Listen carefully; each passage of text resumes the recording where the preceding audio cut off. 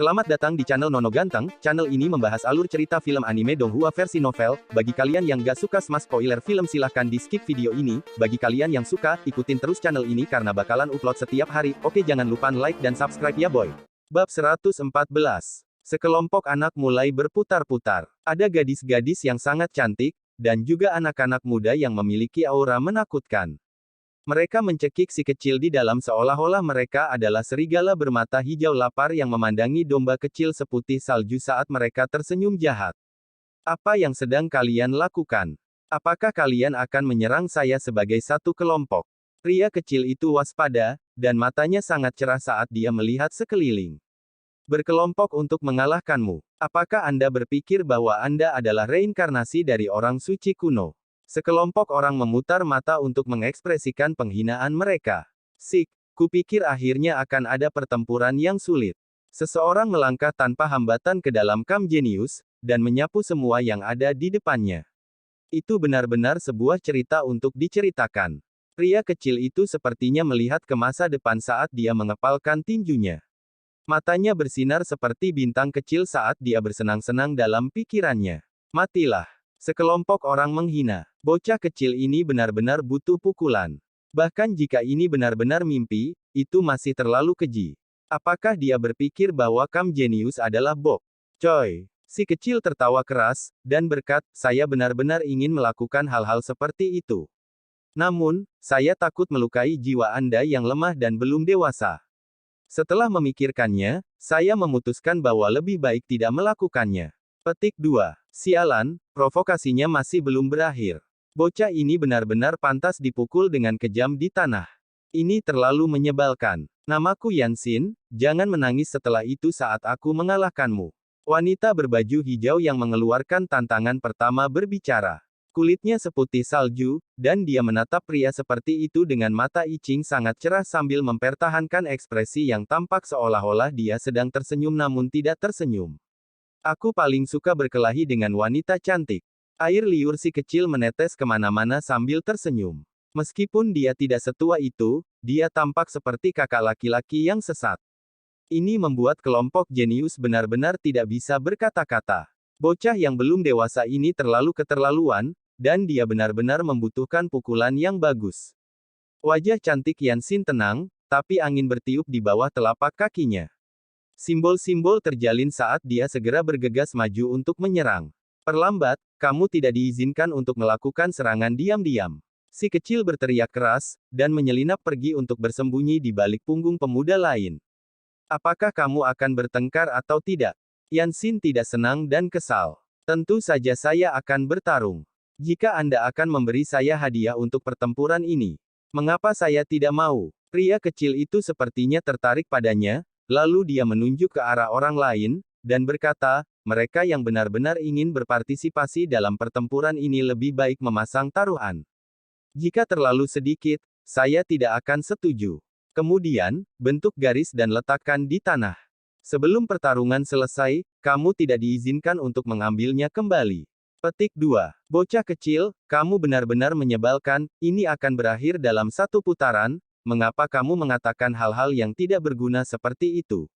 Semua jenius tidak sabar. Saya serius. Saya takut setelah mengalahkan gadis cantik ini, kalian semua akan takut dan mundur. Jika saya masih menginginkan rampasan perang saya, bagaimana saya akan mendapatkannya? Kata si kecil. Yansin mengatupkan giginya. Bocah ini terlalu hina, dan dia menunjukkan ekspresi kemenangan. Wajah cantiknya tidak bisa membantu tetapi mengungkapkan senyum hambar, sebentar lagi, dia pasti harus membuatnya menangis dan melolong. Garis hitam akan terbentuk di dahi semua orang. Mereka sangat ingin segera memperbaikinya. Ujung-ujungnya, mereka tetap saja melempar barang masing-masing dengan tidak senang demi bermain bersama. Sebentar lagi, mereka akan membalas dendam dan memberinya pelajaran. Baiklah, saya sudah mencatat milik siapa itu milik siapa. Jangan berani-berani meninggalkan barang-barangmu dan pergi hanya karena kamu akan melihat betapa kuatnya aku segera, kata si kecil. Jelas, tidak satu pun dari apa yang orang-orang ini berikan sebanding dengan obat roh. Semua orang hanya ingin ikut bersenang-senang. Baiklah, dasar bocah nakal, mari kita lihat berapa lama lagi kamu bisa lari tanpa kendali, ini baik-baik saja sekarang kan? Sekelompok orang berkata sambil mengatupkan gigi. Yan Xin mengambil tindakan, dan pakaian hijaunya berkibar-kibar seperti ciwan lembut yang melesat saat tangan ramping putih lili menepuk. Seekor burung merak terbang dengan sayapnya terulur dan melambung sambil memancarkan pancaran yang menyilaukan saat ia melemparkan dirinya ke arah si kecil. Pria kecil itu tersenyum, dan simbol di tongan kanannya terjalin menjadi palu berwarna perak. Itu muncul di dalam telapak tangannya, dan memantul saat menyerang merak hijau secara langsung. Guntur tampaknya telah menghantam langit saat cahaya perak meledak lebih terang. Seperti air terjun yang mengalir turun, dan seluruh area disiram dengan warna putih keperakan. Itu mengguncang jiwa penonton hingga gemetar tak terkendali. Hong! Sementara semua orang tercengang, lelaki kecil itu memegang palu perak di tangannya seperti dewa petir yang turun ke dunia fana.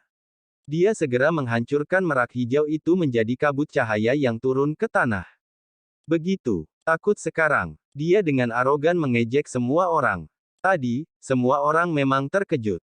Dia hanyalah seorang murid biasa, namun dia tiba-tiba meledak dengan kekuatan yang begitu kuat secara instan. Dengan satu pukulan palu, dia membuat serangan Yan Xin menyebar menjadi sinar cahaya, itu benar-benar mengejutkan. Kurang pamer. Yan Xin dengan dingin mendengus, dan wajahnya yang menawan tertutup oleh rasa dingin. Seluruh tubuhnya melonjak dengan sinar petir berwarna hijau, dan dia dengan cepat bergegas keluar dengan tangannya ke arah tubuh lelaki kecil itu.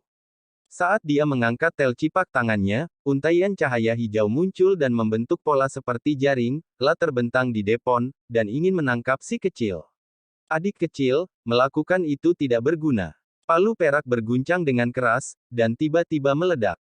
Dengan suara hong, itu menghancurkan jaring hijau tua, dan tubuhnya dengan cepat keluar. Dengan suara peng dia meraih pergelangan tangan Yan Xin, dan dengan kasar mengangkatnya. Dengan satu putaran, dia berbalik, dan menangkapnya dengan dekat. Di ujung jarinya, simbol berwarna perak menyala, dan memancarkan cahaya multiwarna, itu ditekan ke leher putih salju seperti angsa Yan Xin, mengendalikan situasi di tempat. Semua orang kaget. Yan Xin benar-benar tersesat. Selain itu sangat cepat, itu sepenuhnya disebabkan oleh kecerobohan. Yan Xiu merasa malu sekaligus marah. Dia dipermainkan oleh bocah kecil yang belum dewasa, dan dipanggil adik perempuan. Awalnya, dia ingin memberinya pukulan yang bagus, dan tidak pernah berpikir bahwa dia akan ditangkap dalam sekejap, itu membuat wajahnya yang putih salju dan menawan berubah warna yang berbeda, karena ini tak tertahankan. Pria kecil itu tertawa dengan suara hehe, dan mengedipkan matanya ke arah orang lain, menyiratkan bahwa dia menang. Yan Xin sangat terhina dan marah. Dia melepaskannya dan mengusap leher putih saljunya, lalu mengepalkan tinjunya. Jika Anda setuju untuk bertaruh, maka Anda harus menerima kerugian Anda. Anda tidak bisa bertindak tanpa malu-malu. Si kecil mengingatkan, lalu berkata, selanjutnya. Orang kedua yang muncul juga seorang wanita, dan justru orang yang mengenakan pakaian berkulit binatang itu. Dia agak kecoklatan, dan merupakan kecantikan yang seksi dan liar. Namanya Piao Sue, dan menyerang dengan keras seperti citah. Hanya dalam hitungan detik, sekeliling mulai bergemuruh dengan cahaya warna-warni. Mereka menyalakan lampu dan berubah menjadi tombak perang. Untaian demi untaian cahaya berkobar di sekitar tubuhnya saat mereka terbang di depannya, dan melesat ke arah si kecil. Piao Sue menyerang dengan seluruh kekuatannya. Setelah melihat kehilangan Yan Xin, dia segera menggunakan gerakan pembunuhannya. Tombak menghancurkan langit satu demi satu, dan mereka sangat gemilang saat mengeluarkan suara wuwu. Pria kecil itu sedikit terkejut, tetapi gerakannya sangat cepat. Saat itu juga, dia mengelak ke samping. Kemudian kedua tangannya bergabung, dan piringan batu kilangan perak muncul yang dengan cepat menghantam ke sana. Suara kaca terdengar tanpa henti, dan semua tombak pertempuran telah hancur. Hasilnya benar-benar mengguncang semua orang di sana. Jika si kecil menang hanya pada pertandingan terakhir, lalu bagaimana dengan sekarang? Dia pasti memiliki kekuatan yang menakutkan, dan memiliki penguasaan yang sempurna di atasnya. Dengan suara yang keras, si kecil bergegas keluar. Pertama, dia menekan pinggang kecil Piao Sue dengan salah satu ujung jarinya yang segera membuatnya merasa seperti disambar petir. Kemudian dia membuang telapak tangan yang memotong sebagian rambutnya. Dia dengan cepat mundur setelah itu. Itu pasti kemenangan yang iengkap. Jika itu adalah pertarungan antar musuh, maka kedua gerakan itu pasti cukup kuat untuk membunuh. Semua orang tersentuh secara emosional. Anak yang belum dewasa ini terlalu kuat. Dia hanyalah binatang buas. Dia memiliki keberanian, kuat, dan memiliki kekuatan ofensif yang luar biasa. Saya sangat menyukai keindahan. Untuk bertukar poin denganmu, dan bahkan bisa mendapatkan rampasan perang, terima kasih ya. Si kecil tertawa gembira. Semua orang ketakutan, dan mereka tidak bisa berkata-kata untuk waktu yang lama. Dengan metode anak ini, dia pasti bisa memasuki Camp Genius. Mengapa dia murid biasa? Apakah ada orang lain? Ayo cepat. Ada begitu banyak rampasan perang, semuanya milikku. Orang kecil itu seperti orang yang suka uang saat dia menatap dengan mata bulat besar pada bubuk obat, pil berharga, buku tulang, del. Orang ketiga sudah lama tidak berjalan di atas panggung karena semua orang tercengang.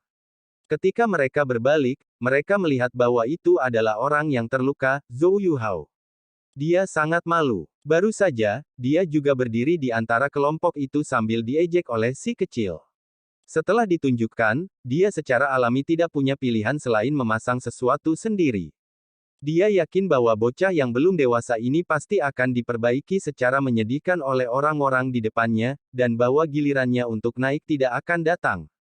Selama konflik berdarah, dia hampir diinjak-injak sampai mati oleh ratusan murid biasa yang mengamuk. Jika bukan karena obat-obatan berharga yang dikirim oleh klannya, itu akan menjadi paling tidak sebulan sebelum dia bisa turun dari tempat tidurnya. Wei, berhentilah terlihat bodoh. Sekarang giliranmu. Kali ini, si kecil mengambil inisiatif untuk menyerang, dan segera menyerang ke depan. Zhou Yuhao mundur beberapa langkah. Saat ini, tubuhnya sangat lemah, jadi bagaimana dia bisa bertarung? Namun, itu sudah terlambat. Pria kecil itu sudah menutup jarak, dan menghancurkan dengan tinjunya yang benar-benar menutupi wajah Zhou Yuhao. Ao darah mengucur dari mulut dan hidung Zhou Yuhao, dan berceceran keluar. Sebelum dia pingsan, sebuah pikiran muncul dari dalam kepalanya. Mengapa perasaan ini begitu familiar? Itu sangat mirip dengan bocah rendahan itu dulu. Benar, dia adalah saudara laki-laki King Feng. Ah po. Zhou Yuhao memuntahkan seteguk darah sebelum pingsan, dan dia menemukan beberapa hal iagi. Lanjut, si kecil mengepalkan tangan kecilnya, dan berkata pada King Feng, anak nakal ini yang mengganggumu kan? Di masa depan, lakukan saja seperti yang saya lakukan. Pukul dia dengan satu pukulan. Petik 2. Mata besar King Feng bersinar, dan dia mengepalkan tinjunya. Dia sangat terinspirasi, dan kekuatan yang sangat kuat bergerak di dalam hatinya. Dia ingin maju ke depan, dan dengan cepat menerobos.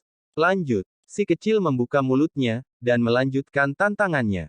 Pada akhirnya, ada 18 putaran berturut-turut, dan dia muncul sebagai pemenang di semua putaran. Tidak ada yang menjadi iawannya, yang langsung mengejutkan seluruh kubu jenius. Semakin banyak orang bergegas ke sini. Siapa bocah yang begitu sombong dan agresif ini? Datang ke sini hanya untuk membuat gangguan, siapa selanjutnya yang pergi dan menekannya? Petik 2. Secara alami, ada orang yang tidak yakin, akibatnya, si kecil memenangkan 10 ronde iagi. Secara total, dia memenangkan 28 putaran. Orang kecil itu marah karena kegembiraan. Tidak ada yang bisa menekannya, memicu sensasi yang sangat besar. Saya perlu mengumumkan sesuatu di sini. King Feng adalah adik laki-lakiku, jadi menindasnya sama dengan menindasku. Aku akan sering bertukar petunjuk denganmu. Setelah si kecil berbicara, dia mengungkapkan niat aslinya. Jika dia mengucapkan kata-kata ini begitu dia tiba, semua orang kemungkinan besar akan menertawakannya. Mungkin seseorang bahkan mungkin secara acak melemparkan tinjunya ke arahnya. Sekarang, berbeda karena semua orang merasakan hati mereka bergetar. Kakak Yu Feng, sekarang giliranmu untuk pergi. Jika tidak, tidak ada yang bisa menahan orang aneh itu, kata seseorang. Yu Feng berpakaian putih menggelengkan kepalanya dan tidak berpartisipasi. Tidak ada setitik cahaya pun yang bersinar di matanya saat dia meletakkan tangannya di belakang punggung sambil tetap tidak bergerak untuk waktu yang lama. Pertempuran untuk pertarungan si kecil ini memicu badai dahsyat yang mengganggu Camp Genius selama beberapa hari setelahnya. Lebih jauh, dia kembali beberapa hari kemudian untuk membandingkan catatan lagi dengan memukuli beberapa murid lagi. Berita itu menyebar sampai ke tempat para murid biasa berada. Tiba-tiba, itu menimbulkan gelombang besar di seluruh tempat. Orang kecil itu memberitahu King Feng bahwa dia akan pergi dalam beberapa hari, dan itu akan sangat lama sebelum dia kembali. Namun, dia menyuruhnya untuk tidak khawatir, karena dia sudah memberitahu sekolah, dan beberapa sesepuh akan menjaganya sehingga tidak ada yang berani main-main dengannya. Yang dibutuhkan King Feng adalah waktu. Saat ini, dia jauh lebih muda dari semua orang di Camp Genius. Selama dia bisa berkultivasi dengan nyaman, dia pasti bisa mengejar ketinggalan. Dalam beberapa hari berikutnya, si kecil terus-menerus berlari ke Camp Genius, yang membuatnya berteman. Dia adalah orang yang kuat dan ramah, yang membuatnya mudah berintegrasi dengan orang lain. Akhirnya, waktunya telah tiba untuk perjalanan si kecil menuju Hundred Shattering Mountains. Itu adalah tempat berkumpulnya para pahlawan. Orang-orang di sana adalah murid terbaik dari semua jenis kekuatan besar. Kalian semua harus berhati-hati di sana, dan kalian tidak akan pernah bisa berpuas diri. Sebelum pergi, sekelompok tetua senior memperingatkan. Ketika dia pergi, lelaki kecil itu terkejut, karena dia menemukan bahwa hanya ada beberapa orang. Mereka semua berusia sekitar 16 tahun, dan dia tidak mengenali satupun dari mereka. Si putri kaisar, beberapa orang lainnya, serta pewaris dari keturunan kuno telah dikawal oleh klan mereka dalam perjalanan mereka sejak lama, kata Tao Ye. Kekuatan terkemuka secara pribadi telah mengirim para ahli untuk melindungi ahli waris mereka saat mereka menuju ke Hundred Shattering Mountains. Aku harus menegaskan kembali bahwa kalian mungkin benar-benar bertemu dengan keturunan dari binatang ganas kuno serta orang lain seusiamu yang tidak akan pernah bisa kau kalahkan. Kamu harus memikirkan bertahan hidup dulu. Petik 2. Akhirnya, mereka memasuki tempat peristirahatan roh penjaga, dan tiba di halaman dekat tempat sulur labu beristirahat. Para tetua diam-diam berdoa, lalu mereka mengatur tulang-tulang keturunan archaik ke posisi yang tepat. Dengan suara hong, cahaya warna-warni menyerbu, dan labu hijau muncul dan pergi. Sebuah lorong hijau terbentuk, dan sekelompok orang melangkah masuk. Setelah itu, mereka semua melangkah ke lorong, dan menghilang dari paviliun perbaikan surga. Tidak ada judul Iyagi. Silakan buka. Bab 115, Kota Langit Rusak. Seperti iorong yang dibuat dari emas hijau yang berkedip-kedip dengan cahaya hijau multiwarna, semua jenis simbol misterius muncul seperti bintang yang menghiasi langit. Itu membuat tempat itu tampak damai dan misterius. Sekelompok orang melangkah masuk. Perasaan waktu terpecah-pecah dan ruang yang hancur ada di mana-mana. Baik tubuh maupun pikiran terasa seolah-olah dikupas dari tubuh orang. Itu adalah pengalaman yang aneh. Seolah-olah mereka telah menghabiskan seumur hidup di sana, ketika mereka baru saja memulai perjalanan mereka. Potongan-potongan emas berkilauan, dan cahaya hijau menguap ke udara. Sebuah pintu masuk muncul di depan ketika mereka tiba di ujung jalan. Teks tulang terjalin, dan simbol aneh mengelilinginya. Pintu keluarnya seperti api ilahi yang menyala-nyala yang membentuk pintu misterius. Sekelompok orang melangkah keluar dan menghembuskan nafas panjang. Mereka merasa aman hanya setelah menginjak tanah yang sebenarnya. Lorong hijau sudah mulai memudar. Bintik-bintik cahaya berputar-putar, saat itu menghilang tanpa jejak. Apakah ini lorong yang dibangun oleh roh penjaga? Si kecil mengingat dengan linglung.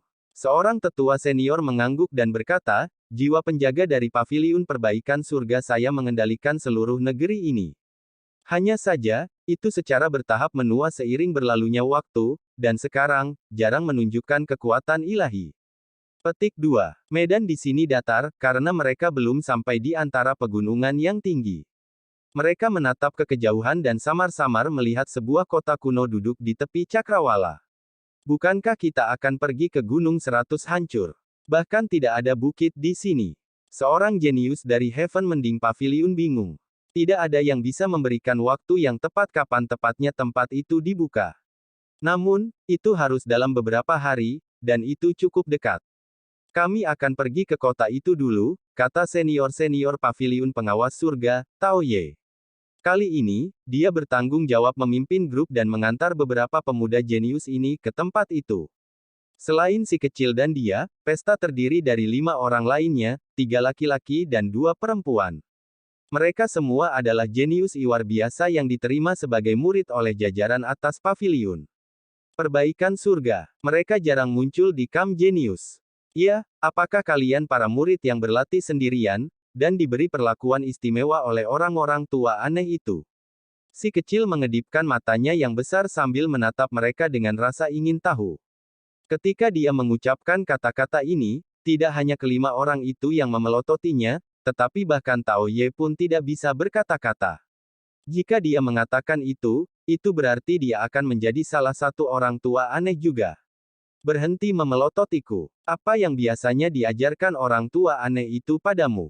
Si kecil melompat maju, dan mencoba bersosialisasi dengan mereka. Kita akan pergi ke Broken Sky City first. Tao Ye membawa mereka, dan mereka menuju ke kota. Ini adalah tanah kuno yang semarak dengan kehidupan di masa lalu, tetapi secara bertahap menurun setelah pertempuran yang tak terhitung jumlahnya. Menurut Tao Ye, pernah ada sebuah negara kuno yang sangat megah terletak di sini yang menguasai jutaan demi jutaan li tanah, bagaimanapun, itu telah tersebar seperti abu melalui perjalanan waktu. Lalu di mana roh penjaga mereka? Seorang jenius bertanya. Secara alami, itu mati. Jika tidak, negara kuno tidak akan memburuk secepat itu. Petik 2. Mereka berjalan dan berbicara, dan dengan cepat tiba di depan kota yang agak megah di ujung cakrawala. Gerbang kota dan temboknya yang pucat semuanya sangat tinggi. Broken Sky City adalah kota kuno yang rusak oleh waktu, tetapi masih sangat makmur. Lalu lintas di dalam kota tidak ada habisnya dan ada toko-toko di sepanjang kedua sisi jalan. Suara orang-orang yang berdagang terus-menerus terdengar. Terlepas dari hal-hal yang dibutuhkan orang setiap hari, ada juga semua jenis barang yang dibutuhkan para pembudidaya, seperti tulang binatang langka, obat-obatan dewasa, serta buku senjata dan tulang. Begitu banyak ahli dengan kultivasi yang kuat di sini. Banyak orang bergegas ke sini dari negeri yang jauh demi terbukanya ratusan pegunungan yang hancur, jelas Tao Ye. 100 Shattering Mountains akan dibuka setiap beberapa ratus tahun sekali. Setiap kali dibuka, itu akan mengguncang gurun besar yang tak terbatas, gunung yang luas, dan sungai. Semua kekuatan terbaik akan mengawal para jenius klan mereka di sini. Selama beberapa hari terakhir ini, kota ini semakin ramai dari hari ke hari, dan menjadi kuali suara yang mendidih. Ada lebih banyak pembudidaya juga. Banyak orang mengkhususkan diri dalam berbisnis dengan para ahli tersebut dengan membawa banyak benda berharga. Kami di sini cukup awal, dan kami dapat menemukan tempat tinggal. Jika kami terlambat beberapa hari, kami harus mencari batu besar untuk bermeditasi, Tao Ye tertawa. Bangunan itu berbentuk taman dengan lingkungan yang indah yang terdiri dari taman batu dan jembatan kecil. Jika Anda bukan kekuatan terkemuka seperti paviliun pengolah surga, Anda tidak akan dapat menemukan tempat tinggal yang begitu indah di dalam kota seperti ini. Jelas, setiap orang yang tinggal di sini berasal dari tempat yang terkenal. Si kecil berbalik dan melihat pemandangan yang aneh. Dia tersesat dalam pikirannya saat ekspresi aneh muncul di wajahnya. Sebuah kereta tunggal yang ditarik oleh beberapa binatang buas yang menakutkan tiba di halaman terdekat. Seorang ahli yang kuat mengemudikan kereta dan banyak pengawal mengikuti di belakang. Tirai gerbong dirangkai dengan giok, dan hampir tidak bisa menyembunyikan isi gerbong. Seekor harimau putih benar-benar duduk di dalam dengan tatapan tirani saat aura iblisnya memenuhi udara. Ada 2 gadis cantik yang hadir dengan memberi makan potongan daging segar. Harimau putih kecil itu sebenarnya bepergian dengan kereta, dan ada juga ahli yang menunggu di kiri dan kanannya. Harus seberapa kuat tuannya? Seorang murid wanita. Paviliun mending surga tersentak dengan takjub. Jangan mengatakan hal-hal sembarangan. Wajah Tao Ye mengeras, dan menghentikannya dengan ekspresi yang sangat parah. Murid-murid ini semua adalah orang-orang yang sangat luar biasa, tetapi mereka tiba-tiba menyadari, bahwa harimau putih kemungkinan besar adalah pewaris dari keturunan archaik, dan bukan hewan peliharaan. Kalau tidak, bagaimana bisa begitu flamboyan? Raungan tumpul menggema, dan mata harimau putih kecil itu tegak. Itu tampak sangat kejam, melepaskan aura menakutkan sambil menatap murid perempuan dengan tatapan sedingin es. Saya. Tampar mulutmu sendiri, kalau tidak, kematian yang malang akan menimpa kalian, kata pengemudi kereta itu dengan tegas. Rekan kultivator, anak itu masih belum dewasa. Tolong jangan repot-repot dengannya, kata Tao Ye. Lidah yang kendor bisa menimbulkan masalah. Ini juga pelajaran. Jika tidak, bagaimana dia akan mengingatnya? Aku hanya menghukumnya dengan ringan. Jika kami benar-benar menunggu sampai Tuan Harimau mengambil tindakan, kalian akan kehilangan nyawa, kata pengemudi kereta itu dengan acuh tak acuh. Para pengawal maju. Mereka semua mengenakan baju besi yang berkilau, dan niat membunuh mereka mendidih. Mata harimau putih kecil di dalam kereta sudah berdiri saat aura menakutkannya bergemuruh. Semua orang tercengang. Pewaris dari keturunan archaik ini benar-benar luar biasa. Kekuatan luar biasa dari garis keturunannya mengejutkan jiwa orang dengan kekuatannya yang menindas. Para jenius dari Heaven Mending Pavilion telah melihat murid-murid khusus sebelumnya, dan salah satunya adalah pewaris dari keturunan archaik. Namun, mereka hanya menontonnya dari jauh. Ini adalah pertama kalinya mereka bertatap muka. Oh, macan putih itu meraung, menggetarkan seluruh taman. Sepertinya dia marah. Wajah pengemudi kereta tenggelam, dan berkata, terlambat, murid perempuan itu akan dimakan. Semua orang menggigil. Archaik Descendant itu terlalu kuat. Itu akan membunuh seseorang hanya karena satu kalimat. Kekuatan ganasnya memang meluap ke langit. Teman Taois, bisakah kamu melepaskan ini? Tolong bujuklah itu, kata Tao Ye. Itu tidak mungkin. Pengemudi kereta itu menggelengkan kepalanya. Tao Ye tidak yagi mengatakan apapun. Cahaya keemasan bersinar di telapak tangannya, dan labu kuning berkilau dengan simbol yang beredar di sekitarnya muncul. Dia berkata, kami datang dari Paviliun Perbaikan Surga. Meskipun kita tidak ingin membuat masalah, kita juga tidak takut pada masalah. Setelah 3 kata, Paviliun Penjaga Surga, diucapkan, wajah pengemudi kereta berubah. Tempat itu adalah tanah suci kuno yang pasti memiliki kekuatan dan kekuatan yang menakutkan. Bahkan jika harimau putih kecil itu berstatus tinggi sejak Iahir, tidak bisa begitu saja menumpahkan darah di sini. Paviliun Perbaikan Surga adalah tempat yang cukup bagus.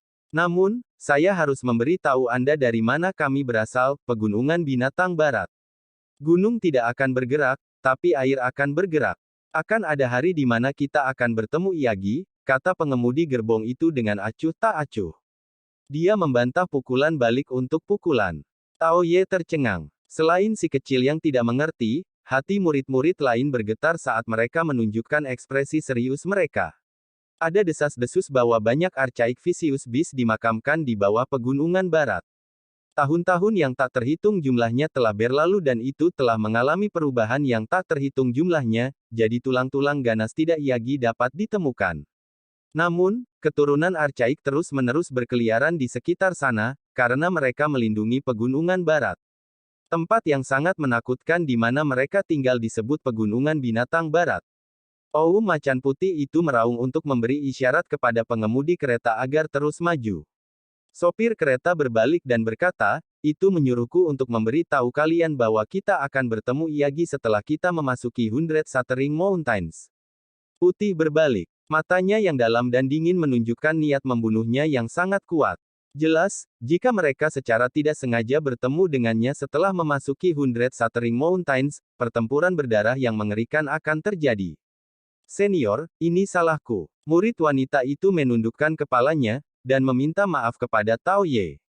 Hanya karena keingintahuannya, dia secara tidak sengaja mengucapkan kalimat yang memprovokasi lawan yang menakutkan. Jangan khawatir, bukankah itu hanya keturunan harimau? Saat waktunya tiba, kami akan mengurusnya bersama. Daging macan rasanya sangat manis, kata si kecil. Semua orang tidak bisa berkata-kata. Apakah itu harimau biasa? Mungkin itu bahkan mungkin dianggap sangat kuat di antara keturunan Archaik. Bahkan mungkin keturunan dari Raja Binatang. Begitu mereka bertemu, pasti akan ada pertempuran putus asa dan berdarah. Kepahlawanan saudara benar-benar mencapai awan. Saya suka itu. Ketika saatnya tiba ketika kalian membutuhkan bantuan, datang dan temukan saya. Seorang pria muda berpakaian ungu tertawa di dekatnya saat dia menunjukkan kebaikannya. Secara alami, semua orang menjawab dengan ramah. Ketika pria muda berpakaian ungu berjalan melewati pria kecil itu, cahaya ilahi di dalam matanya bersinar. Dia tampak seperti berusia 17 atau 18 tahun dengan kultivasi yang sangat dalam. Dia menawarkan gencatan senjata kepada mereka, dan mengatakan kepada mereka bahwa mereka akan membentuk aliansi ketika saatnya tiba. Nama saya Chu Xia. Saya berasal dari negara api. Dia memperkenalkan dirinya. Apakah Anda memang seorang murid dari keluarga Chu kuno? Tao Ye bertanya. Senior, saya memang. Chu Xia tidak menyangkal. Kamu benar-benar pemuda yang heroik. Luar biasa. Tao Ye mengangguk. Suara Zia terdengar, dan tidak jauh dari sana, pintu halaman dibuka. Seorang pria muda berpakaian hijau berjalan melewatinya. Dia sedikit menyeringai dan berkata, Chu Xia, apakah kamu mencoba mengikat sekutu? Mengenal beberapa orang lagi selalu bagus, kata Chu Xia. Keluarga kuno saya tidak pernah kekurangan sekutu. Pemuda aneh itu mencibir. Pergilah, kata Tao Ye. Si kecil berbalik dan melihat keduanya masih bertengkar satu sama lain. Tempat ini benar-benar membingungkan. Orang-orang ini hanyalah pemuda yang berusia kurang dari 20 tahun, namun mereka sudah begitu rumit dan halus. Mereka praktis terseret ke pusaran mereka. Tanah ini terlalu rumit. Seorang jenius dari Heaven Mending Pavilion bergumam. Saat itu, mereka telah menyinggung seorang Archaic Descendant. Sekarang, mereka hampir terlibat dalam pertarungan antara dua keluarga kuno. Mereka memasuki halaman mereka sendiri. Tao Ye melirik ke arahnya, dan berkata, ini sama sekali tidak banyak. Saat Anda memasuki 100 Shattering Mountains, itu akan menjadi lebih menakutkan. Anda mungkin mati dengan setiap langkah yang Anda ambil, itu adalah tempat di mana para jenius berkumpul, dan keturunan berkeliaran. Mampu hidup sudah dianggap sebagai kemenangan besar. Petik 2. Apa yang dia katakan adalah kebenaran. Orang-orang yang mampu hidup dan mengalami pelatihan intensif setelah memasuki 100 Shattering Mountains semuanya akan menjadi orang-orang hebat di kemudian hari. Selama mereka tidak mati, nama mereka akan mengejutkan negeri itu. Kota ini cukup besar. Banyak pahlawan muda datang ke sini. Kakak-kakak, ayo kita jalan-jalan keluar dulu untuk melihat orang-orang itu, si kecil menyarankan. Awalnya, Tao Ye ingin menghentikan mereka karena dia takut mereka akan menimbulkan masalah. Namun, dia menyadari bahwa mereka akan menemui lebih banyak bahaya setelah mereka memasuki 100 Shattering Mountains. Jika dia takut pada segalanya sekarang, untuk apa dia datang ke sini? Petik 2. Baiklah, kalian bisa pergi. 5 jenius lainnya dari Heaven Mending Pavilion semuanya sangat kuat. Ketika mereka berjalan di jalanan, mereka secara alami menarik perhatian banyak orang. Sedangkan untuk si kecil, dia sangat kecil. Meskipun dia bersemangat dan halus, dia tidak dianggap sebagai ancaman oleh orang lain. Suara pertengkaran bergema dari depan mereka. Murid-murid dari kedua klan itu masih saling bertukar pukulan satu sama lain. Ada sekitar 10 orang yang akan beraksi di jalanan saat simbol mereka yang padat dan gemerlap muncul. Sangat berisik, jika Anda benar-benar memiliki kemampuan untuk pergi dan bertempur di dalam 100 Shattering Mountain, mengapa Anda masih bertarung di sini? Seorang pria muda yang sedang minum teh di kedai teh di samping mereka mengira mereka terlalu berisik saat dia memukul mejanya dan berteriak keras. Bagaimana ini membuatmu khawatir? Orang-orang dari kedua sisi berbalik ke arahnya dan dengan marah menegurnya. Setelah mendesis panjang, seekor burung gereja 5 warna terbang dari bahu pemuda itu. Telah membuka mulutnya, dan menghirup. Kemudian, pusaran air yang menakutkan muncul, dan orang-orang itu semua ditelan di dalam. Burung gereja 5 warna menutup mulutnya, dan darah segar segera keluar. Orang-orang itu semua hancur berantakan di dalam mulutnya, dan segera menjadi makanannya. Setelah itu, cahaya warna-warni yang indah bersinar, dan itu kembali ke pundak pemuda di kedai teh, telah menutup matanya dan beristirahat tanpa satu gerakan pun. Pemuda itu bahkan tidak mengangkat kepalanya sendiri saat dia menuangkan secangkir teh untuk dirinya sendiri. Hanya satu kata yang keluar dari mulutnya, berisik. Tiba-tiba, tidak ada satu kata pun yang terdengar di jalanan saat tulang dan rambut semua orang gemetar. Pemuda itu terlalu menakutkan. Jika burung yang dia pelihara sudah luar biasa ini, seberapa kuat dia? Hati beberapa murid pavilion mending surga menggigil. Mereka tidak ingin menimbulkan masalah, mereka ingin segera pergi. Namun, mereka menemukan bahwa si kecil hampir mengeluarkan air liur saat dia menatap burung itu. Ekspresi macam apa itu? Orang-orang menjadi panik. Mungkinkah anak ini benar-benar ingin makan burung pipit yang menakutkan itu? Itu adalah burung iblis yang menakutkan. Ayo pergi saja. Orang-orang itu menarik lengan bajunya. Darah dan daging semuanya adalah obat yang berharga. Si kecil menyeka air liurnya saat dia pergi dengan enggan. Saat dia berjalan, dia bergumam, sayangnya, itu memakan beberapa manusia, jadi saya tidak ingin memakannya lagi. Orang-orang dari Heaven Mending Pavilion terhuyung-huyung saat mereka berbalik dan memutar mata ke arahnya. Bagaimana bisa adik junior ini begitu aneh? Kelompok orang itu menyeret si kecil dan dengan cepat pergi. Mereka mencapai bagian tengah kota tempat banyak orang berkumpul, yang semuanya sedang mendiskusikan tentang sesuatu sekarang. Wei, apa yang terjadi? Orang kecil itu mendekat, dan bertanya pada orang-orang. Bounty yang sangat tinggi, kata seseorang. Mata besar si kecil bersinar dan berkata, hadiah apa? Harta karun apa yang akan ada? Apa yang harus saya lakukan? Carilah dirimu sendiri. Jelas terukir di tablet itu. Petik 2. Si kecil mendengar, dan buru-buru bergegas mendekat. Namun, setelah beberapa saat, dia dengan sedih pergi karena seseorang mengejar kepalanya. Ada satu di sini tentang merawat bocah jahat itu juga. Namun, syaratnya yang satu ini cukup ketat. Itu mengharuskan dia ditangkap hidup-hidup, tetapi tidak masalah jika dia kehilangan tangan atau kakinya. Si kecil berkeliaran di sekitar tempat ini, dan wajah kecilnya menjadi gelap.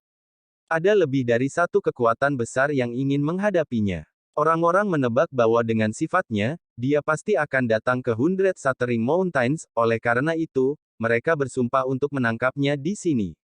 Orang-orang yang ingin menangkapku hidup-hidup kemungkinan besar adalah mereka dari keluarga yang kehilangan kipas bulu Scarlet. Itu pasti artefak berharga klan mereka. Yang lain, siapa peduli, aku akan menemui mereka di medan perang.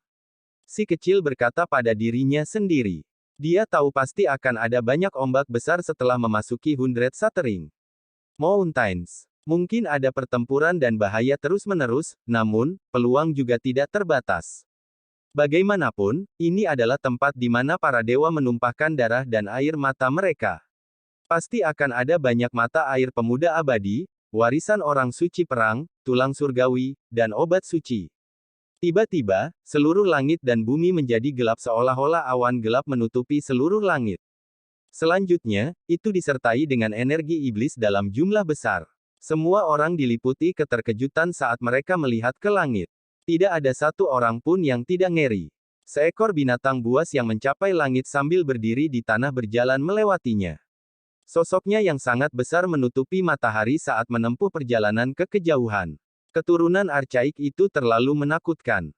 Hati orang-orang melonjak ketakutan. Binatang ganas itu kemungkinan besar memiliki kekuatan dari binatang ganas archaik, kalau tidak, bagaimana itu bisa sangat menakutkan. Itu di sini untuk mengantarkan ahli warisnya. Ini akan pergi sekarang. Sepertinya pertempuran di dalam Hundred Shattering Mountains akan menjadi sangat menakutkan. Banyak elit yang sangat arogan akan menumpahkan darah mereka dan binasa. Hanya yang paling kuat yang akan tetap hidup. Petik 2. Orang-orang ketakutan saat mereka berdiskusi. Mereka bahkan ragu-ragu tentang apakah mereka akan mengizinkan murid klan mereka sendiri memasuki Hundred Shattering Mountains.